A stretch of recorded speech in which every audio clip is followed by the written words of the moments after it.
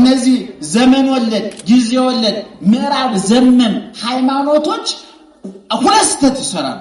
አንደኛ ከመጽሐፍ ቅዱስ አንዷን ጥቅስ ይመዙና ያመልጣሉ። መጽሐፍ ቅዱስ 66 መጽሐፍ ነው። ስንት ነው አልኳቸው? 66። ይሄ ማለት ምን ማለት ነው? የመጽሐፍት ስብስብ አይደለም መጽሐፍ ቅዱስ። ይሄን የሥነ ጽሑፍ ሰዎች ያውቁ። የመጽሐፍት ስብስብ አይደለም። መጽሐፍ ቅዱስ 66 ነው። የጻፉት ሰዎች ደግሞ 40 ሰዎች ናቸው። ከ40 ሰዎች መካከል ቅድም እንደተናገርኩት በዘመን የተለያዩ፣ በቋንቋ የተለያዩ፣ በጊዜ የተለያዩ ናቸው። ነገር ግን 40 ሰዎች የጻፉት 66ቱ የብሉይ ኪዳንና የሐዲስ ኪዳን ድምር የሆነው መጽሐፍ ቅዱስ ሰላም እናንተ እኮ ታመልጣላችሁ። አሁን አንድ ችግር ይፈጠር እኮ እንደ አይነ ስውር የተወደቃችሁ እያደልብ ነው የምትለው እና እኔ መረጃ ሰበስባለሁ። ይገርማችሁ ከባድ ነው። ሰው ይደርስልኛል ብለህ ስትዘናገር የምትበላ ተንፈራግጠው ሙት እንጂ ሰው አውሮፕላን ላይ እንኳን ሲከሰከ ዝም ብሎ አይሞት ይባላል። ተንፈራግጦ ነው የሚሞተው። ይገርማችሁ ሰው ጀግና ነው። ደህና መሻቸው እና ሰይጣን ያምናል አያምንም? አረ ንገሩኝ። ያምናል አያምንም? በጎ ስራ አለው? ይጸድቃል አይጸድቅም? አይጸድቅም። አይጸድቅም። አዳም ጸድቋል። ለምን ጸደቀ አዳም? ለምን ዳነ አዳም? ንስሐ ገባ፣ ተጸጸተ፣ አጥፍቻለሁ በድያለሁ አለ። ሰይጣን ግን አልተጸጸተም። አሁንም ስራ ላይ ነው። አሁን እኔ ይሄን እየተናገርኩኝ የሆነ ቦታ ስራ ላይ ነው። እሱ ይገባችሁ። እኛ ብንሰርበው ብናንቋሽ ጉዳዩ አይደለም። አያረጅ፣ ጡረታ አይወጣ፣ የዓመት ፈቃድ አይወስድ፣ ሁልጊዜ ስራ ላይ ይገርማል። እንደው አንዳንድ ጊዜ እንደው ምን ነው ጌታ ወይ እንደው ክርስቶስ ሰብራ ያመጣችሁ ሐሳብ እኮ ጥሩ ነበር ባያከሽፍ ኮረቱን ለመናገር እንደው ሰውን ያማለዱ ዘላለም ከመጨቅጨቅ አንድ ጊዜ ሰይጣንና አስታረቀ ምንጩን ላድርቀው ብላ ነበር እኮ ያሰበችው እሷ። እንደው ነገሩ ካቅም በላይ ሆነና ቀረ እንጂ የእሱ ሐሳብ ጥሩ ነበር። ዙሮ ያዕቆብ ምን ይላል? ሃይማኖት ምግባር የሌለው ሃይማኖት የሞተ ነው። ሰይጣን በእግዚአብሔር ያምናል። በማርቆስ ወንጌል አይታችሁታል። የእግዚአብሔር ልጅ ሆይ ለምን ታሰቃየናለህ? ለምን ልታሰቃየን መጣህ ብሏል። የእግዚአብሔር ልጅ ብሎ ክርስቶስን መመስከር አይሁድ ተስኗቸው የቀረ ከባድ ቃል ነው። ከመላእክት ቅዱስ ገብርኤል የእግዚአብሔር ልጅ ብሎታል። ከሐዋርያት ቅዱስ ጴጥሮስ የእግዚአብሔር ልጅ ብሎታል። ሰይጣን የእግዚአብሔር ልጅ ሲለው አትለፍልፍ፣ አትቀባጥር፣ ውጣ ነው ያለው። ከዚህ በፊት ተናግሬዋለሁ። ብዙ ጸበል የሚያጠምቁ አባቶች ማስለፍለፍ ይወዳሉ። ሰይጣን ደግሞ መለፍለፍ ይወዳል። ውሸታም ነው። ውሸት ብዙ ባልና ሚስቶች በጸበል ተፋተዋል። ባልሽ መድኃኒት አድርጎብሻል፣ ጎረቤቶች አይተኙልሽም። እነሱ ቆለጥ ብለው ነው እኮ የሚያድሩት። ይገርማቸዋል። እነሱ ለጥ ብለው ነው የሚያድሩት ለራሳቸው እንቅልፋቸውን እየጠጡ። ጎረቤትሽ አይተኛልሽም፣ ጓደኛሽ አተኛልሽም፣ መስሪያ ቤት ያሰሩብሃል። እነሱ ስራቸውን እየሰሩ ነው እነሱ። በዛ ውስጥ ላይ ደግሞ ቢያሰሩስ አንተ ምን አገባህ? የሚጠብቅ አያንቀላፋም ተብሎ የለ እንዴ? እግዚአብሔር ይቀርብ እኮ ይሃቤከ ክፉ ወደ አንተ አይቀርብም።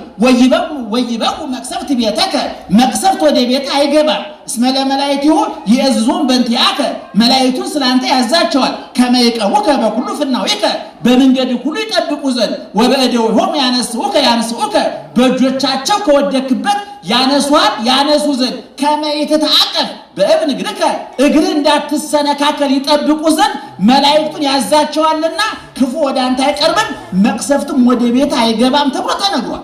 ናሁ ይደቅስ ወይነቁም ዘያቅቦ ለእስራኤል እግዚአብሔርን የሚጠብቀው እስራኤልን የሚጠብቀው አያንቀላፋም ተብሎ ተነግሯል። ያንተ ጠባቂ አይተኛም፣ አያንቀላፋም፣ ጨለማ አይረታውም፣ እንቅልፍ አያሸንፈውም። ትናንት ይጠብቅ ነበር፣ አሁንም እየጠበቀ ነው፣ ለዘላለም ሲጠብቅ ይኖራል። አሁን የፈረደበት የሮሜ 8:34 ጥቅሳል ተመንጭ ልክ ታኝኮ ማስቲካው ያለቀ ስኳሩ ያለቀ ማስቲካ መተፋት ያቃተው ማለት ነው። ብዙዎች አመነጅኩታል። እሱ ዛሬም ማር ነው፣ ዛሬም ፈዋሽው፣ ዛሬም ያው ነው፣ ዛሬም አዲስ ነው፣ ሁልጊዜ ይፈውሳል፣ ያድናል።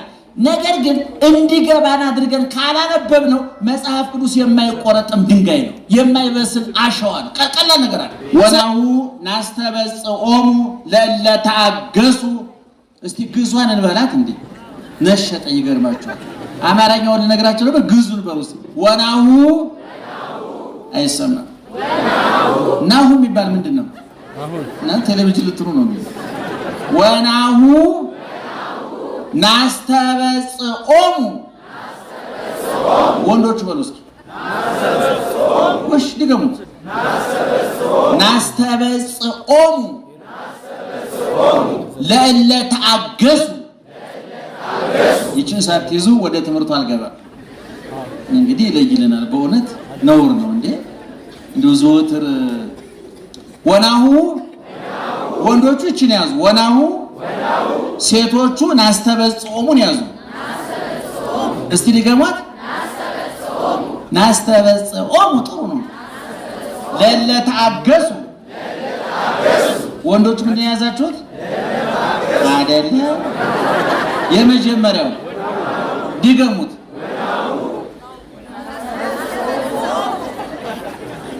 አላላችሁትም? ናስተበጽኦሙ።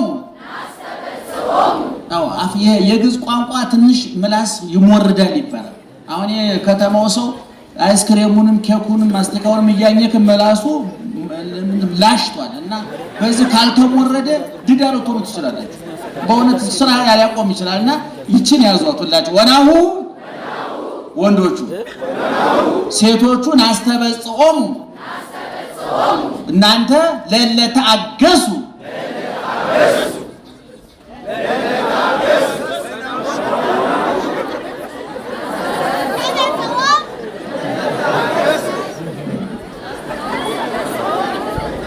ያያችሁ በደንብ እኛም አጨብጭባችሁ ትገባላችሁ፣ እኛም ተጨብጭቦልን እንገባለን።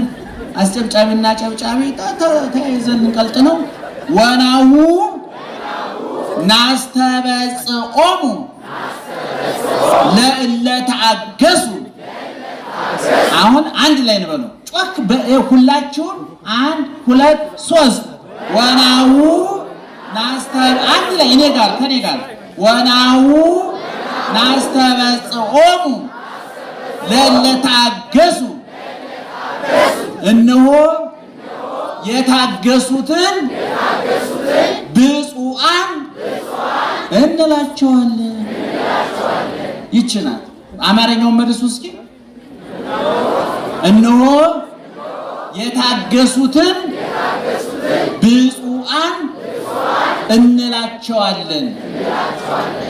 ይሄ ከመጽሐፍ ቅዱስ ክፍል ከዛም በሁለተኛው የሐዲስ ኪዳን ክፍል በያዕቆብ መልእክት ምዕራፍ 5 ቁጥር 11 ላይ የሚገኝ የእግዚአብሔር ቃል ነው። እንደምታውቁት መጽሐፍ ቅዱስ በሁለት ይከፈላል። ብሉይ ኪዳንና ሐዲስ ኪዳን። ከአዳም እስከ ክርስቶስ ያለው ወይም ከሙሴ እስከ ክርስቶስ ያለው ዘመኑ ዘመነ ብሉይ፣ መጽሐፉ ብሉይ ኪዳን፣ ሰዎቹ ሰብአ ብሊት የብሉይ ኪዳን ሰዎች ይባላሉ። ዘመኑ ዘመነ ብሉይ ነው፣ መጽሐፉ ብሉይ ኪዳን ነው፣ ሰዎቹ የብሉይ ኪዳን ሰዎች ናቸው። ክርስቶስ ከተወለደ በኋላ የመጣው ደግሞ ዘመኑ ዘመነ ሐዲስ፣ መጽሐፉ ሐዲስ ኪዳን፣ ሰዎቹ የሐዲስ ኪዳን ሰዎች እንባላለን እኛ ማለት ነው። እንግዲህ መጽሐፉ ብሉይ ኪዳን ነው፣ ዘመኑ ዘመነ ብሉይ ነው፣ ሰዎቹ የብሉይ ኪዳን ሰዎች ናቸው። ብሉይ ማለት የቆየ ማለት ነው። የቆየ ያረጀ የጎሰቆለ ምን የሚል የቋንቋ ድክመት ያለባቸው ሰዎች ወደዛ ሲወስዱት እናያለን። እግዚአብሔር ብሉየ መዋዕል ይባላል። በዘመን ያረጀ ማለት አይደለም፣ ዘመንን የሚያስረጅ ማለት ነው። ዘመን መሽቶ በነጋ ቁጥር ጊዜ እኛን ያስረጀናል። ወጣቱ ሕፃኑ ወጣቱ ጎልማሳው ሽማግሌ ይሆናል። ማሙሽ አቶ አባባ ወደ ማለት ያድጋል። መሽቶ በነጋ ቁጥር ክረምትና በጋ በተፈራረቀ ቁጥር እድሜያችን በጨመረ ቁጥር አይናችን እይታ፣ የጆሮአችን መስማት፣ የአንደበታችን አነጋገር፣ የእጃችን አጨባበጥ፣ የእግራችን አረማመድ፣ የልባችን አመታት ያረጃል፣ ይለወጣል። ሰው ደግሞ ገራጅ የለው፣ ስፔር ፓርት እንደ መኪና መለዋወጫ የለው። ስለዚህ እግዚአብሔር ምን ይባላል ታዲያ? ብሉየ መዋዕል ይባላል። ዘመንን ምን የሚያደርግ የሚያስረጅ፣ እኛ ዘመንን እናስረጀዋለን፣ ዘመኑ እኛን ያስረጀናል። ንገሩ ጮክ ብላችሁ። ዘመኑ እኛን ምን ያደርገናል? አቤት ጊዜው እኛን ይለውጠናል አይደለም? አሁን የዛሬ 10 ዓመት ወጣት የነበራችሁ ዛሬ እማማ ሆናችሁ እናንተ እማማ አቶ ወይዘሮ ላለመባል ምንም ብትፈራገጡ መሽቶ በነጋ ቁጥር እናንተ እንኳን ብትደብቁት እዚህ ጋር ይሄ ይናገር ፊታችሁ ይናገራል። አረ አንቺ 40 ዓመት ነው ስትይ አረ ታይ 60 ነው ይላል። እዚህ ጋር ይሄ እድሜ ያጋልጣል ማለት ዘመን። እግዚአብሔር ግን በግድባጩ ዘመን በበዛ ጊዜ በገዛ ቁጥር በበዛ እያደር የሚጣፍጥ ነው። እያደር አይደለም እግዚአብሔር ምስጋናው እንኳን ሁሉ ጊዜ አዲስ ነው ያረጅ። ሰብህ ወለእግዚአብሔር ስብሐተ ሐዲሰ እግዚአብሔርን አዲስ ምስጋና አመስግኑ ይላል ዳዊት። የዛሬ 2000 ዓመት ነው ዳዊት የዛሬ 3000 ዓመት ነው ዳዊት አዲስ ምስጋና አመስግኑት ያለው። ዛሬም እየተመሰገነ ነው እግዚአብሔር። እግዚአብሔር በምርጫ አይሸነፍም። እግዚአብሔር መፈንቅለ መንግስት አያሰጋውም። እግዚአብሔር ምትክ የለው። ነገሮች ሁሉ ምትክ አላቸው። እግዚአብሔር አይተካም። እኔ ሁሉ ጊዜ እናገራለሁ ባይኖሩን መተኪያ የሌለን ሁለት ነገሮች ናቸው። አንድ እግዚአብሔር ነው፣ ሁለተኛ ድንግል ማርያም ናት። ሁለቱ አይተኩም። እግዚአብሔር ሁለተኛ ስለማይወለድ ሁለተኛ እናት የለውም። ጻድቃን ይተካካሉ፣ ቅዱሳን ይተካካሉ። እኛ ትጥቅ ፈተን ሐሞታችን ፈሶ ወኔ ከርቶን እጅ ለሰይጣን ለዓለም ለስጋ እጅ ሰተን ነው እንጂ ጊዮርጊስ ማለት የሚተካ ነው። አርሴማ ማለት የምትተካ ነው። ተክለ ሃይማኖት የሚተኩ ናቸው። የድሮ ተክለ ሃይማኖት አሁን ሌላ ተክለ ሃይማኖት ሊመጣ ይችላል። ሌላ ጊዮርጊስ ሊመጣ ሌላ እግዚአብሔር ወላድ ነው። ቤተክርስቲያን ወላድ ናት። በየዘመኑ ተወልዳለች። የማይተኩት ሁለት አካላት ናቸው። ነግሬያቸዋለሁ አይደለ? እግዚአብሔር አይተካም፣ ድንግል ማርያም አትተካም። እግዚአብሔር ሁለተኛ ስለማይወለድ ማለት። ስለዚህ ብሉይ ኪዳን ማለት ያረጀ የተበላሸ ያፈጀበት ማለት አይደለም፣ የቆየ የነበረ ማለት ጭምር ነው። ስለዚህ መጽሐፉ ምን ይባላል? ቅድም እንደነገርኳችሁ ብሉይ ኪዳን ይባላል። የቆየው ቃል ኪዳን፣ ያለፈው ቃል ኪዳን። በዛኛው ዘመን የነበረ ሰው እግዚአብሔር ከሰው ጋር ሰውን ለማስተዳደር የገባው ውል፣ የገባው ሰነድ፣ የገባው ቃል ኪዳን ብሉይ ኪዳን ይባላል። መጽሐፉ ዘመኑ ደግሞ ምን ይባላል ብያችኋለሁ? ዘመነ ብሉይ ይባላል። የቆየው ዘመን ያለፈው ዘመን ማለት ከክርስቶስ በፊት የነበረው። ከዛ በኋላ ደግሞ የመጣው ዘመኑ ምን ይባላል ብያችኋለሁ? ዘመነ ሐዲስ ይባላል። አዲሱ ዘመን ሁሉ ነገር የተለወጠበት፣ የጥሉ ግድግዳ የፈረሰበት፣ የለያየን መጋረጃ የተቀደደበት፣ ሰው ወደ ቀደመ ክብሩ ወደ እግዚአብሔር ልጅነት፣ ወደ ቀደመ ርስቱ ወደ ገነት፣ ወደ ቀደመ አባቱ ወደ እግዚአብሔር የተመለሰበት፣ እግዚአብሔር ተጣልቶን እግዚአብሔር የታረቀብን፣ እሱ ተበድሎ እሱ ክሶ እርቅ የተፈጸመበት፣ በቅዱሳን በነቢያት ክርስቶስ እግዚአብሔር አድሮባቸው ይኖር ነበር። በረድኤት ነበር። በአዲስ ኪዳን ግን በኩነት ሰው በመሆን ነቢያት አይናቸውን ሞልተው ያዩት ያልነበረ እግዚአብሔር ይንቀጠቀ አይደለም ነቢያት አይደለም ሰዎቹ እሱ ያለበትን ተራራ የነካ እንስሳ እንኳን በሚነድበት በሚቃጠልበት ዘመን ነበር በብሉይ ኪዳን። በአዲስ ኪዳን ግን በመካከላችን ተገኘ። ከሰማይ ወረደ፣ ከድንግል ተወለደ፣ በበረት ተጣለ፣ በጨርቅ ተጠቀለለ። ሲራብ አየነው፣ ሲጠማ አየነው፣ ሲበርደው አየነው። ቃና ዘገሊላ ሰርግ ቤት ተጠርቶ ከታዳሚዎች መካከል ቁጭ ብሎ አገኘነው እግዚአብሔር። ቢታንያ ቁጭ እና ላዛር ቤት ሄዶ ለቅሶ ቤት ከለቅሶ ደራሾቹ ጋር ቁጭ ብሎ አገኘነው እግዚአብሔር። በነ ጴጥሮስ አማት ቤት በሽተኛ ሊጠይቅ ሲንከራተት አገኘነው እግዚአብሔር። ዮርዳኖስ ለዮርዳኖስ ሲንከራተት አገኘነው። ግብጽ ለግብጽ ሲንከራተት አገኘነው። አሁን በአዲስ ኪዳን አደረብን፣ ረዳን ሳይሆን አደረብን። ተዋሃር ነው፣ በላ ነው፣ ጠጣ ነው፣ አንድ አካል ሆን። እሱን አባታችን ብለን የመጥራት እድል ተሰጠን። እኛ ደግሞ ልጆች የመባል እድል ተሰጠን። እንዳውም ደህና ዋላችሁ? እየሰማችሁ ነው እንዴ? ማርያምን በሉ እስኪ። አይዟችሁ ማርያምን በሉ። ግድ መንገዱ እስኪ። በጣም ጥሩ። አያችሁ፣ አቡነ ዘበሰማያት አባታችን ሆይ ብለን እንጸልያለን አይደለም? በብሉይ ኪዳን የነበሩ ሰዎች አባታችን አይሉም፣ አልተፈቀደላቸውም። እኛ ግን እነሱ ምን ይሉት ነበር? እግዚእነ ንጉሥነ አምላክነ። እንዴት ነው? ጌታችን፣ ንጉሳችን፣ ፈጣሪያችን፣ አምላካችን ነበር። ይሄ ክብሩን፣ ጌትነቱን፣ አስፈሪነቱን ነበር የሚያሳየው። በአዲስ ኪዳን ግን እሱ ራሱ ወዶ ፈቅዶ እንዲህ ብላችሁ ጥሩኝ አለ። አቡነ ዘበሰማያት አባታችን በሉኝ አለ። አባታችን ስንለው ከጌትነቱ ይልቅ ፍቅሩን እናየዋለን። ሁልጊዜ እንደምንለው እኔ ቀራንዮ ላይ በቁስሉ ውስጥ ፍቅሩን፣ በደብረ ታቦር በጌትነቱ ውስጥ ክብሩን፣ በሰማይ ደግሞ ጌትነቱን አይተነዋል። በአዲስ ኪዳን ቅድም እንደነገርኳችሁ እግዚአብሔር አባት ሆኖ መጣ። ብሉኝ ጠጡኝ ብሎ ስጋውን ቆርሶ ያጎረሰ፣ ደሙን ቀርቶ ያጠጣ፣ ተራብቶ ያለበሰ፣ ዝቅ ብሎ ከፍ ያደረገ፣ ይሄ ለተራበ የሚበላ ዳቦ፣ ለተጠማ የሚጠጣ ውሃ፣ ለተራቆተ ስጋን ሳይሆን የራቁት ህሊናን ራቁት ባዶነትን የሚሸፍን ልብስ ነው መጣ እግዚአብሔር። ስለዚህ ዘመኑ ዘመነ ሐዲስ ይባላል። መጽሐፉም ሐዲስ ኪዳን ይባላል። እየሰማችሁ ነው? መጽሐፉ ምን ይባላል? ምን ይባላል? ሐዲስ ኪዳን ይባላል። በዚህ ክፍል ውስጥ 35 ወይም ደግሞ በመጽሐፍ ቅዱሱ ዓለም ተስማምቼበታለሁ እያለ በሚደነፋበት መጽሐፍ ቅዱስ ውስጥ ደግሞ ብሉይ ኪዳኑ 39 ነው። ከዚህ ውስጥ የሚገርማችሁ ነገር ከ39ኙ የዓለም ታሪክ የሚባለው 11 ምዕራፍ ብቻ ነው። ሌላው የብሉይ ኪዳን መጽሐፍት በጠቅላላ 39 ናቸው። ምዕራፉ በድምሩ 929 ነው። ከ929 ምዕራፍ ውስጥ ዓለምን የሚመለከተው ታሪክ 11 ምዕራፍ ብቻ ነው። በደንብ ሰምታችሁኛል? ስንት ምዕራፍ ነው? በጥቅሉ ስንት ምዕራፍ ነው ብሉይ ኪዳን?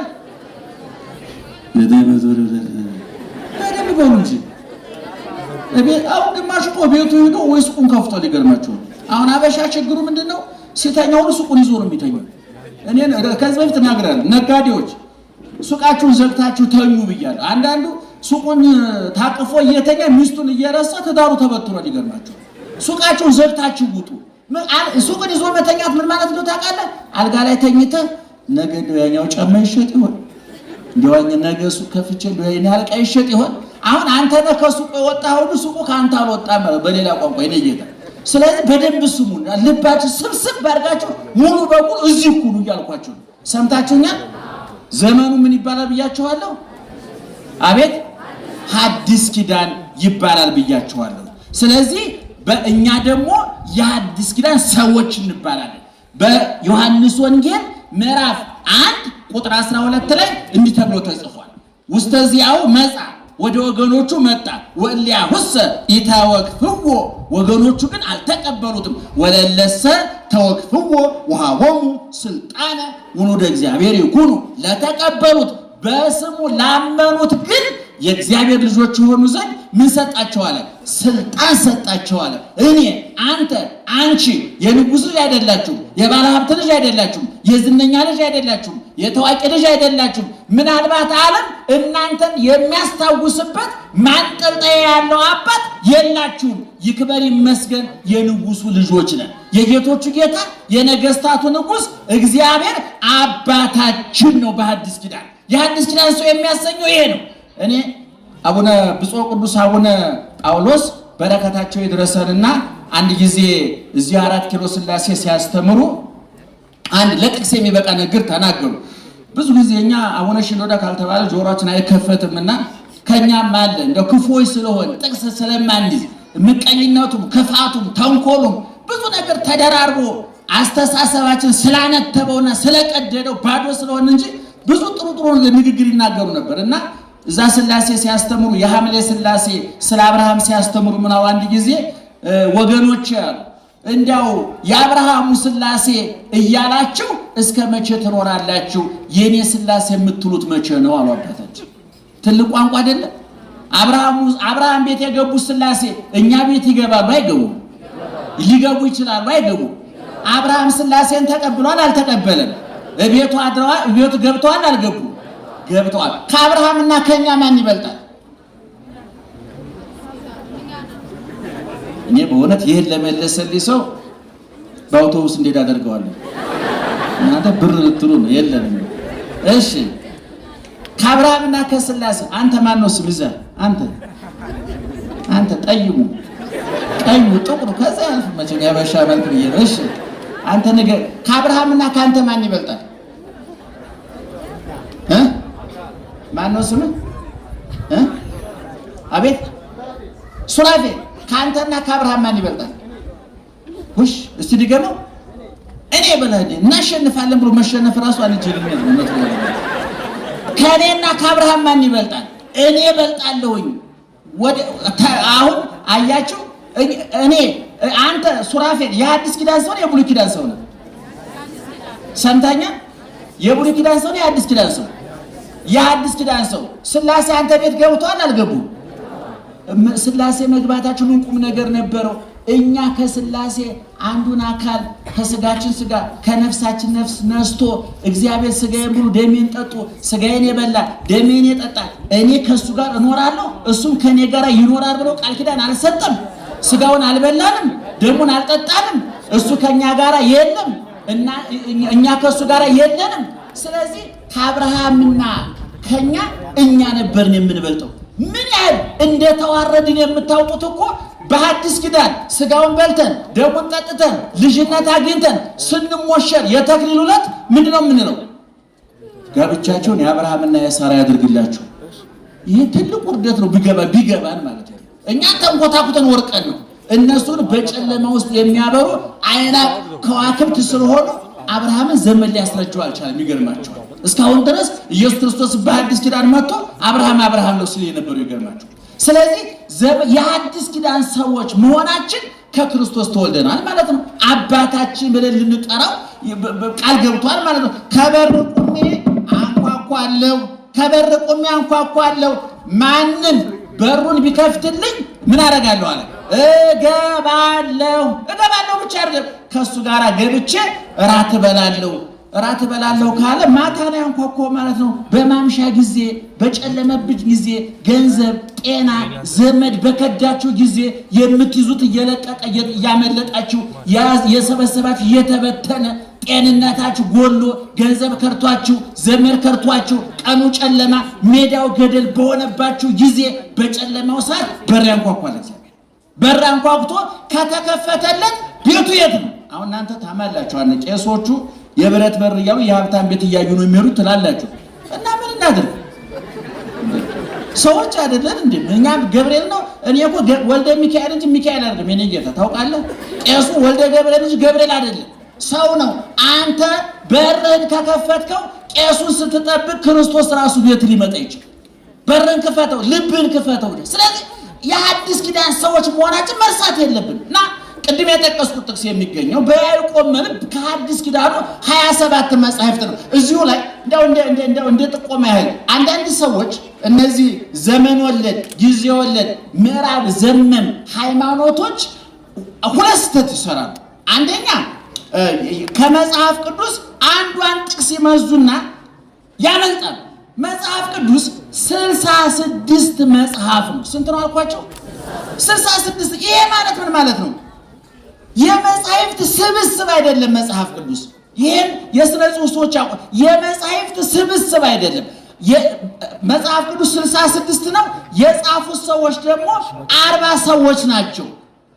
ከ40ው ሰዎች መካከል ቅድም እንደተናገርኩት በዘመን የተለያዩ፣ በቋንቋ የተለያዩ፣ በጊዜ የተለያዩ ናቸው።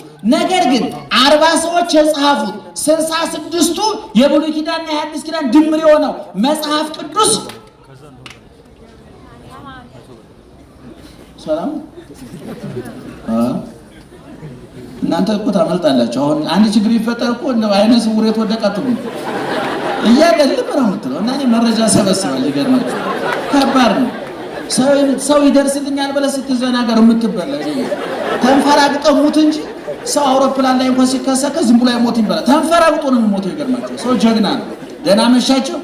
ስለዚህ 66ቱ መጽሐፍ 40 ሰዎች የጻፉት ቅድም እንደነገርኳችሁ ስለ አንድ ነገር ነው የሚናገረው። ስለ እግዚአብሔር ክብር ነው የሚናገረው። ስለ እግዚአብሔር ነው የሚናገረው። ስለዚህ ምን ማለት መሰላችሁ? ለምሳሌ ከ66ቱ መጽሐፍ አንዱ ላይ ያልገባችሁ ሐሳብ ብታገኙ 65ቱ ምን ይላሉ ማለት አለበት። አሁን የፈረደበት የሮሜ 8:34 ጥቅስ አለ። ተመንጭ ልክ ታኝኮ ማስቲካው ያለቀ ስኳሩ ያለቀ ማስቲካ መተፋት ያቃተው ማለት ነው። ብዙዎች አመነጅኩታል። እሱ ዛሬም ማር ነው፣ ዛሬም ፈዋሽው፣ ዛሬም ያው ነው፣ ዛሬም አዲስ ነው፣ ሁሉ ጊዜ ይፈውሳል፣ ያድናል። ነገር ግን እንዲገባን አድርገን ካላነበብ ነው መጽሐፍ ቅዱስ የማይቆረጥም ድንጋይ ነው፣ የማይበስል አሸዋ ነው፣ ቀላል ነገር አለ። ስለዚህ ከመጽሐፍ ቅዱስ አንድ ጥቅስ ስታገኙ አሃ ለካ እንደዚህ ነው እንዴ ብላችሁ እስከ ዛሬ ሳይገባኝ ለካ ውሸት ነው ነገር ብላችሁ ከመጠራጠር ይልቅ እስኪ ቆይ እዚህ ላይ ይሄን ተናገረ፣ ሌላው መጽሐፍ ላይ ምን ይላል? ሮሜን ካናገ ዕብራውያን ምን ይላል? ጳውሎስ ቆሮንቶስ ምን ይላል? ማቴዎስ ምን ይላል? ሉቃስ ምን ይላል? ዮሐንስ ምን ይላል? የሚለው ማየት ያስፈልጋል። ስለዚህ አሁን የያዕቆብን መልእክት ቅድም የጠቀስኩላችሁ ጊዜ ወለድ፣ ዘመን ወለድ፣ ምዕራብ ዘመን ሃይማኖቶች ብዙ አይወዱትም። ለምንድን ነው? ይሄ መልእክት በጥቅሉ 5 ምዕራፍ ነው ያለው። ስንት ምዕራፍ ነው ያለው? የያዕቆብ መልእክት ነው ቅድም የነገርኳችሁ 5 ምዕራፍ ነው ያለው። ያዕቆብ ስለ ምግባር ነው የተናገረው፣ ስለ ስራ ነው የተናገረው። መጽሐፍ ቅዱስ በተለያየ መንገድ የሚናገረው ስለ ፈጣሪ ነው ብያለሁ፣ ስለ ሃይማኖት ብያለሁ፣ ስለ እግዚአብሔር ነው ብያለሁ። ስለዚህ ሰው ለመጽደቅ የሁለት ነገሮች ውህደት ውጤት ያስፈልገዋል፣ ሃይማኖትና ምግባር። ደህና ዋላችሁ? ማንና ማን? ይሄ ስንት ነው? ምንና ምን? ምንና ምን? አንድ ሰው ስጋውን ሲበላ ደሙን ሲጠጣ ሃይማኖቱን ይፈጽማል። ለድሃ ሲያበላ ለድሃ ሲያጠጣ ምግባሩን ይፈጽማል። ሰው እንደውም ሊቁ ይላል በእንስሳዊ ባህሪው ለራሱ ይበላል፣ በመላእካዊ ባህሪው ለሌላ ያበላል ይላል። በእንስሳዊ ባህሪው ይለብሳል፣ በመላእካዊ ባህሪው ሌላውን ያለብሳል ይላል። ስለዚህ የያዕቆብ መልእክት ሙሉ 5ቱ ምዕራፍ ሁሉ የሚናገረው ስለ ምግባር ነው። ሰው ሃይማኖት ነው። እንደውም ይላል ያዕቆብ አንተ ሃይማኖት እንተ አልባቲ ምግባረ ሰናይ ምውት ይእቲ፣ ምግባር የተለየው ሃይማኖት የሞተ ነው፣ ሬሳ ነው ነው የሚለው። አንድ ሰው ለመባል ማንና ማን መዋድ አለባችሁ? አቤት አረ እንደው ሰው ለመባል ነፍስና ሰው። ነፍሱ ስትለይ ምን ይባላል? አቤት ሬሳ። ለምሳሌ አንድ በጣም ዝነኛ ታዋቂ ፕሮፌሰር እና አንድ ነቢጤ ድሃ ምንም እውቀትም ሀብትም ጤናም የሌለው ሰው ቢሞት እና ሁለቱ ለቀብር የሚመጡ ስንት ሬሳ መጣ ነው የሚባለው? 2 ሬሳ ነው። ፕሮፌሰር መጡ አክትሟል። ነፍስ ስትወጣው ከፕሮፌሰርነታቸው ወደ ሬሳነት ወርደዋል፣ አሽቆልቁለዋል። ስለዚህ ነፍስና ስጋ አንድ ላይ ምን ይባላል? ሰው ይባላል። ነፍስ ስትለይ ደግሞ ስጋ ብቻውን ምን ይባላል? ሬሳ ይባላል። ልክ ምግባር የተለየው ሃይማኖት ነፍስ የተለየችው ስጋ ማለት ነው። እምነት ሊቁ ዮሐንስ አፈወርቅ ደግሞ አሚንሰ መሰረት ይእቲ ወካለ አኒሃ ህንፃ ወንድቅ፣ ሃይማኖት መሰረት ናት። ሌሎቹ ጾሙ፣ የጸሎቱ፣ ብጿቱ፣ ሌላው ነገር ደግሞ ጣራና ግድግዳ ነው። ጣራና ግድግዳ የሌለው ቤት ሜዳ ነው። መሰረት የሌለው ቤት ጣራና ግድግዳ ከሆነ ደግሞ ምትሃት ነው እንጂ ቤት ሊሆን አይችልም። አንድ ቤት ለመባል መሰረቱና ግድግዳውና ጣራው ውህደት መፍጠር አለባቸው። ሃይማኖትና ምግባር ሲዋሃድ እገሌ ጥሩ ክርስቲያን ነው ይባላል። እና ያዕቆብ በዚህ ላይ በደንብ አተኩሮ ጽፏል። እንዲያውም ይላል ወዳጅ እምነት ብቻውን ያድናል ካልከኝማ ይላል ከማውሰ አጋንንትኒ ያምኑ ወጡ ወይ ደነግጹ። ለማመንማ ሰይጣንም ያምናል፣ ግን ስራ የለውምና ከሰይጣንነቱ አልተላቀቀም። ዛሬም ሰይጣን ነው። ሰይጣን በእግዚአብሔር ያምናል። በማርቆስ ወንጌል አይታችሁታል። የእግዚአብሔር ልጅ ሆይ ለምን ታሰቃየናለህ? ለምን ልታሰቃየን መጣህ ብሏል። የእግዚአብሔር ልጅ ብሎ ክርስቶስን መመስከር አይሁድ ተስኗቸው የቀር ከባድ ቃል ነው። ከመላእክት ቅዱስ ገብርኤል የእግዚአብሔር ልጅ ብሎታል። ከሐዋርያት ቅዱስ ጴጥሮስ የእግዚአብሔር ልጅ ብሎታል። ሰይጣን የእግዚአብሔር ልጅ ሲለው አትለፍልፍ፣ አትቀባጥር፣ ውጣ ነው ያለው። ከዚህ በፊት ተናግሬዋለሁ። ብዙ ጸበል የሚያጠምቁ አባቶች ማስለፍለፍ ይወዳሉ። ሰይጣን ደግሞ መለፍለፍ ይወዳል። ውሸታም ነው። ብዙ ባልና ሚስቶች በጸበል ተፋተዋል። ባልሽ መድኃኒት አድርጎብሻል፣ ጎረቤቶች አይተኙልሽም። እነሱ ለጥ ብሎ ነው የሚያድሩት። ይገርማቸዋል። እነሱ ለጥ ብሎ ነው የሚያውቁ ለራሳቸው እንቅልፋቸውን እየጠጡ ጎረቤትሽ አይተኛልሽም፣ ጓደኛሽ አተኛልሽም፣ መስሪያ ቤት ያሰሩባል። እነሱ ያስራቸውን እየሰሩ ነው እነሱ። በዛ ውስጥ ላይ ደግሞ ቢያሰሩስ አንተ ምን አገባ? የሚጠብቅ አያንቀላፋም ተብሎ የለ እንዴ? እግዚአብሔር ይቀርብ እኮ ሀቤከ ክፉ ወደ አንተ አይቀርብም። ወይበቁ መቅሰፍት ቤተከ መቅሰፍት ወደ ቤተ አይገባም። እስመ ለመላእክቲሁ ይእዝዙን በእንቲአከ መላእክቱን ስላንተ ያዛቸዋል። ከመ ይቀቡከ በኩሉ ፍናዊከ በመንገድ ሁሉ ይጠብቁ ዘንድ ወበእደዊሆሙ ያነስኡከ በእጆቻቸው ከወደክበት ያነሱ ዘንድ ከመ ይትተአቀፍ በእብን እግር እንዳትሰነካከል ይጠብቁ ዘንድ መላእክቱን ያዛቸዋልና ክፉ ወደ አንተ አይቀርብም፣ መቅሰፍትም ወደ ቤት አይገባም ተብሎ ተነግሯል። ናሁ ይደቅስ ወይነቁም ዘያቅቦ ለእስራኤል እግዚአብሔር የሚጠብቀው እስራኤልን የሚጠብቀው አያንቀላፋም ተብሎ ተነግሯል። ያንተ ጠባቂ አይተኛም፣ አያንቀላፋም፣ ጨለማ አይረታውም፣ እንቅልፍ አያሸንፈውም። ትናንት ይጠብቅ ነበር፣ አሁንም እየጠበቀ ነው፣ ለዘላለም ሲጠብቅ ይኖራል። ስለዚህ እነንትና ባይተኙ ቢያሴሩ ቢያወሩ ቢስሙ ቢሳለሙ አንተ ምን አገባ? ስለዚህ እኔ እንደው የሚያጠምቁ ሰዎች ብዙ ጊዜ ጠቁም ያለሁኝ እኔ ሰይጣን ሲለፈልፍ ናውጣ ነው እንጂ የሚባለው እስኪ ዝርዝሩ ንገረኛ ይባላል። ነውር ነው። ሰይጣን ዝርዝሩ ብዙ ነው። ብዙ ትዳር አፋቷል፣ ብዙ ጎረቤት አጣልቷል፣ ብዙ ጓደኛ አለያይቷል። ብዙ እነዚህ ጀም በየሰፈሩ አሉ እና በየሰፈሩ ያሉ እንደው ሟርተኞች መተተኞች በቤተ ክርስቲያን የተቀመጡ ሰዎች አሉ በየሰፈሩ። አንድ ሁለት አይደሉም፣ በሺህ የሚቆጠሩ ናቸው። ኑሯቸውን የሚደጉሙ ነፍሳቸው የተራቆተች ኪሳቸው የሞላ ነፍሳቸው የጎደለች ሆዳቸው የጠገበ አይምሯቸው የተራበ ሰውነታቸው የለበሰ ህሊናቸው የተራቆተ ነገን የማያስቡ እግዚአብሔር ይፈርድብናል ብለው ህሊናቸው የማያዳምጡ በየሰፈሩ ነው። ባልሽ እንዲያረገ ነው፣ ሚስት እንዲያረገች ነው፣ ጓደኛሽ አተኛልሽም፣ ጎረቤቶችን ተጠንቀቃቸው እያሉ በማህበረሰብ ውስጥ መርዝ የሚነሱ ጥላቸው የሚነሰንሱ የሰይጣን መልእክተኞች አምባሳደሮች አሉ። ስለዚህ ማስቀባጠር አይገባም እና ሰይጣን ያምናል አያምንም? አረ ንገሩኝ። ያምናል አያምንም? በጎ ስራ አለው? ይጸድቃል አይጸድቅም? አይጸድቅም። አዳም ጸድቋል። ለምን ጸደቀ አዳም? ለምን ዳነ አዳም? ንስሐ ገባ፣ ተጸጸተ፣ አጥፍቻለሁ በድያለሁ አለ። ሰይጣን ግን አልተጸጸተም። አሁንም ስራ ላይ ነው። አሁን እኔ ይሄን እየተናገርኩኝ የሆነ ቦታ ስራ ላይ ነው። እሱ ይገርማችሁ። እኛ ብንሰርበው ብናንቋሽ ጉዳዩ አይደለም። እሱ አያረጅ፣ ጡረታ አይወጣ፣ የዓመት ፈቃድ አይወስድ፣ ሁልጊዜ ስራ ላይ ይገርማል። እንደው አንዳንድ ጊዜ እንደው ምን ነው ጌታ ወይ እንደው ክርስቶስ ሰብራ ያመጣችሁ ሐሳብ እኮ ጥሩ ነበር ባያከሽፍ ኮረቱን ለመናገር እንደው ሰውን እያማለዱ ዘላለም ከመጨቅጨቅ አንድ ጊዜ ሰይጣን አስታረቀ ምንጩን ላድርቀው ብላ ነበር እኮ ያሰበችው እሷ። እንደው ነገሩ ካቅም በላይ ሆነና ቀረ እንጂ የእሱ ሐሳብ ጥሩ ነበር። ዙሮ ያዕቆብ ምን ይላል? ሃይማኖት ምግባር የሌለው ሃይማኖት የሞተ ነው። እንደዛ ከሆነ ለማመንማ ማን ያምናል አሉ? ሰይጣን ያምናል።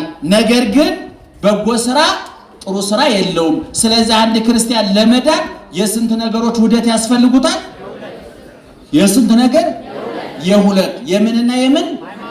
የምግባርና የሃይማኖት። እና ይሄው ያዕቆብ ሲናገር ምን ይላል? ወገኖቼ ታገሱ፣ ቻሉ፣ ጠንክሩ፣ በርቱ፣ ምክንያቱም የታገሱትን ብፁዓን እንላቸዋለን።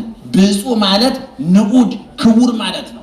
ብፁዕ ማለት ስጋውን አሸንፎ ለነፍሱ ያደረ፣ በበጎ ስራ ያጌጠ፣ በምግባር በትሩፋት ያሸበረቀ፣ ለጸሎት የተጋ፣ ለምጽዋት የተጋ፣ ለደግ ነገር የተጋ፣ ዓለማዊ ምኞት፣ የዓይን አምሮት፣ የሰይጣን ፍላጎት፣ ፍትወተ ስጋ፣ ፈቃደ ስጋ ያላንበረከከው ታጋሽ። በመጽሐፍ ቅዱሱ የቅዱስ ጳውሎስ በገላትያ ተናወራችሁ ሄዳችሁ? እሺ በያዕቆብ መልእክት በገላትያ 5:22 ላይ ያዕቆብ ቅዱስ ጳውሎስ እንደተናገረው ወፍሬውስ የመንፈስ ፍሬዎች አለና የመንፈሳዊ ሰው ፍሬዎች፣ የክርስትና መገለጫዎች። ምእመናን አንድ ሰው ጥሩ ክርስቲያን ነው የሚባለው፣ ጥሩ ክርስትና አለው የሚባለው ሹመት ሳያመጻድቀው፣ ሲሻር ያልተሳቀቀ፣ ሲያተርፍ ያልቦረቀ፣ ሲከስር ያልወደቀ፣ የቀኑ የሌሊቱ ጨለማ የማይከብደው የቀኑ ብርሃን ያላሳበደው ዝና ሹመት መልክ ውበት ያላሰከረው ነገሮች ሁሉ እንደሚያልፉ የገባው የምን ይባላል? ጥሩ ክርስቲያን ይባላል። እኛውን ጥሩ ክርስቲያን አለመሆናችንን የምታውቁት ትንሽ ኪሳራ ሲደርስብን ትንሽ የሚያስቀድሱ የሚቆርቡ ገዳማት የሚሄዱ ሰዎች ከሆኑማ ትንሽ ሱቃቸው እንደመክሰር ካለ ጌታዬ እንደው ወራት እየቆረቡ እያስቀደሱ በየገዳሙ እየተንከራተቱ እናንተና እኮ እያተረፉ ነው። የምቀኛ ጸሎት ይውላችሁ የእናንተና ሱቅ እኮ ይሄው ደመኞቹ በቃ ሸማቹ ይተለተላል። እኔ ጋር እኮ እየደረቀ መጣ። ምን ትሰራለህ? እንዲህ አይነት ክርስቲያን ሊሆን አይችልም። ክርስቲያን ማትረፉ አያመጻድቀው፣ መክሰሩም አያሳቅቀው። ክርስቲያን ሹመቱ አያመጻድቀው፣ መሻሩም አያሳቅቀው። ክርስቲያን የሌሊቱን ጨለማ አያማረርም፣ በቀኑ ብርሃንም አይሰክርም፣ አያብድም። ነገሮችን እንዳያመጣጣቸው ይቀበላል። ምእመናን እንደው በጣም ይቅርታ አድርጉልኝ፣ አታሟርትብ ይበሉና ድንገት አይናችሁ ቢጠፋ ምን ታደርጋላችሁ? አቤት እኛ ቢሆን በመመልከቻ የጠፋ መሰለን። ድንገት እኮ ነው ጠፍቶ ያደሩ። የሚገርማችሁ ነው ምን ታደርጋ? እኔ አሁን ሰዎች ይደውላሉ ከተለያየ አቅጣጫ። ድንገት ይጠፋል ላይ፣ ድንገት ይደነቁራል ጆሮ፣ ድንገት ይታሰራል አንደበት። ጧት በሰላም ወጥቶ በሰውነታቸው ፓራላይዝድ ሆኖ በድጋፍ በዊልቸር የመጡ ሰዎች አሉ። ምን ተአምራል? ተዘጋጅቶ መቀመጥ ነው መፍትሄው። እኛ ቅዱሳን የምንላቸው ሹመቱም ላይ አምላኪዎች ሽረቱም ላይ አምላኪዎች ናቸው። ከእግዚአብሔር እዚሁ ላይ የሚገርማችሁ ነገር ወናሁን አስተበጽኦ የታገሱትን ብፁዓን እንላቸዋለን አለና ምን ይላል? ዘከመ ሰማይክሙ ዘከመ ፈጸመ ሎቱ ሰማይክሙ ትዕግስቶ ለኢዮብ የኢዮብን ትዕግስት ሰምታችሁታል። ዘከመ ፈጸመ ሎቱ እግዚአብሔር ስለቱ እግዚአብሔር ልመናውን እንደሰማው እስመ ብዙ ምሕረቱ ለእግዚአብሔር የእግዚአብሔር ምሕረቱ ብዙ ነውና ወመስተሳይል ሩሩህ ቸር ነውና የኢዮብን ልመና እንደሰማው ሰምታችኋልና የሚታገሱት ብፁዓን እንላቸዋለን። ኢዮብ እኮ ምእመናን በጤንነቱም በበሽታውም በድህነቱም በሀብቱም ያተረፈ ሰው እኮ ነው። በመጀመሪያ ሀብቱ ንብረቱ ወደመበት፣ ቀጥሎ ልጆቹ አለቁበት። 10 ልጅ በተመሳሳይ ቦታ በአንድ ጊዜ ህንፃ ተደርምሶ 10 ልጆቹ አንድ ቀን አለቁ። የ10 ሁሉ ልጆቹ መርዶ በአንድ ቀን መጣል። በደው ከዚህ ከራስ ፀጉሩ እስከ ግርፍ ጥፉ ድረስ በደው የተመታ በመግል ተዋጠ፣ በትል ተከበበ፣ ተላ፣ ሸተተ፣ ከረፋ። ይሄ የሚገርማ ኢዮብ የቀረው ይላሉ አባቶቻችን። ሌላ ሁሉ ሰውነቱ አልቆ ከዚህ በላይ ይቺ ብቻ ነበር፣ ልቡ ብቻ ነበር የቀረው ይላሉ። ከዛ አንደኛ ሀብቱ ንብረቱ ወደመ፣ ሁለተኛ ልጆቹ አለቁ፣ ሶስተኛ ጤናው ጠፋ። ጤናው ጠፋ ብቻ ጉንፋን እንዳይመስላችሁ ተቆራረጠ፣ ዋሃዘ ገላ የሚያክበት እጅ ስላልነበረው አመዱ ላይ ይንከባለለበት ትሩ ረፍት ነስቶት ይላል አባቶች። ከዛ አራተኛ ሚስቱ ከዳችው። እንደምታውቁት ኢዮብ ዝነኛ ነው፣ ታዋቂ ነው፣ ባለሀብት ነው። የኢዮብ ሚስት መባል ለክብር ያገለግል ነበር። ያ ሁሉ ይጦሩኛል ያለቻቸው ልጆቿ በአንድ ቀን አመድ ሆኑ፣ ጠፉ። የምትመካበት ሀብቷ አመድ ሆነ። የምትመካበት የኢዮብ አካል ተቆራረሰ፣ ጠፋ። በዚህ ጊዜ ሚስቲቱ ምንድን ነው ያለችው? ኢዮብ እምይእዜሰ ባርኮሙ ለእግዚአብሔር። አሁን ነገር ሁሉ አልቋል። ካሁን በኋላ ምንም የቀረን ነገር የለም። እግዚአብሔር ካሁን በኋላ ምን ያደርግብኛል ብለህ ተፈራዋለህ። ማድረግ የሚችለውን ነገር ሁሉ አድርጎ ጨርሷል። ስለዚህ ስደበውና ሙት። ያዋጣል። አሁን ለምሳሌ በኬንያ መንግስት ላይ ብታመፀው ኢትዮጵያ ከገባችሁ ታመልጣላችሁ። በዚህም ላይ ታዝነው ኬንያ አንድ እግራችሁ ኬንያ ከገባ መለጠ በቃለ። እግዚአብሔር ላይ አምጾ ግን የትም ማምለጥ አይቻልም። የትም አሳዶ ይይዛል እግዚአብሔር። ይቅር በላይ ብሎ መለማመጥ ብቻ ነው የሚያዋጣው። ስለዚህ ትዕግስቱ ምእመናን ታጋሾች መሆን አለብን። መከራው አያሰቅቃችሁ፣ ተስፋ አያስቆርጣችሁ። በየቀኑ ጆሮአችሁ የሚሰማው፣ አይናችሁ የሚያየው፣ ልባችሁ የሚታዘበው፣ እጃችሁ የሚነካው፣ እግራችሁ የሚራመድበት ሁሉ ነገር አሰቃቂ ሊሆን ይችላል። ቅድም እንደተናገርኩት የታገሱትን ግን ምን እንላቸዋለን? ብፁዓን እንላቸዋለን። እኛ ለሰማዕታት፣ ለጻድቃን፣ ለመላእክት፣ ለእመቤታችን ጭምር ለቅዱሳን ጽላት የቀረጽ ነው፣ ቤተክርስቲያን ያነጽ ነው፣ ገር ድርሳን ተአምር የጻፍ ነው፣ ጸበል የፈለቀላቸው በስማቸው ፈውስ የተደረገላቸው ሰዎች መከራውን የታገሱ ብፁዓን ናቸው። ረሃቡን የታገሱ፣ ጥሙን የታገሱ፣ ብርዱን የታገሱ፣ የተገፈፉ፣ የተገረፉ፣ የታረዱ፣ የነደዱ፣ የተሰደዱ፣ የተንከራተቱ ናቸው። ደህና ደሩ።